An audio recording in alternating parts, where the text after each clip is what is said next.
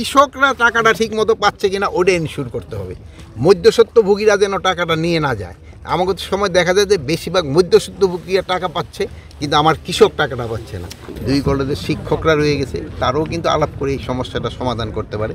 তা আমি আপনাদের কাছে অনুরোধ করব, এরা যেন রাস্তায় না নামে, এইটার জন্য আপনারাও তাদের অনুরোধ। কঠোর হচ্ছেন না কেন আপনারা, বা এটা নিয়ন্ত্রণ আপনারা কত নিয়ন্ত্রণ করছেন? কঠোর হচ্ছেন না কেন? কঠোরটা কিন্তু একটা বড় শব্দ।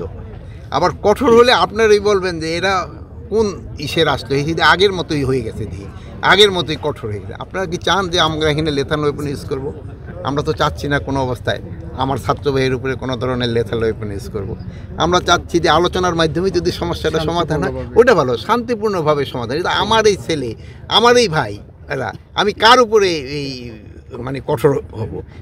তাদের আমি যদি বুঝে পারি ওইটাই সবচেয়ে আগে চেষ্টা করা হবে। যে তারপরেও যদি না বুঝে, আর আমি আপনাদের অনুরোধ করব আপনারাও তাদের বুঝান। এরা কিন্তু আপনাদেরও ছোটো ভাই, আপনাদেরও কিন্তু একটা দায়িত্ব রয়ে গেছে তাদের বোঝানোর জন্য। এখন আপনারা শুধু আমারও প্রশ্ন না করে তাদেরও প্রশ্ন করেন যে ভাই তোমরাও একটু সজাগ হও, এইগুলি লোকজনেও কিন্তু পছন্দ করতেছে না, আমাদেরও কিন্তু অনেক ক্ষতি হয়, জনগণের খুব ক্ষতি। কৃষি পণ্যের দাম, কৃষি পণ্য নিয়ে একটু কথা বলতে আমরা দেখেছি কৃষি পণ্যের দাম বেশি না, আমি হলো কৃষকরা টাকাটা ঠিক মতো পাচ্ছে কিনা ওটা এনশিওর করতে হবে। মধ্যস্বত্বভোগীরা যেন টাকাটা নিয়ে না যায়। আমাদের সময় দেখা যায় যে বেশিরভাগ মধ্যস্বত্বভোগীরা টাকা পাচ্ছে, কিন্তু আমার কৃষক টাকাটা পাচ্ছে না। তা আমরা এবার এনশিওর করবো যেন কৃষক টাকা পায়, মধ্যস্বত্বভোগীরা যেন টাকাটা না। বরুদানের মৌসুমে তো স্যার ওই যে কৃষকরা সবচেয়ে বেশি দুশ্চিন্তা থাকে তাদের।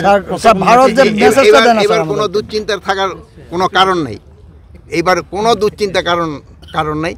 তাকে সব দুশ্চিন্তাই দূর করা হবে। সার বীজ কোনোটারই সংকট নেই।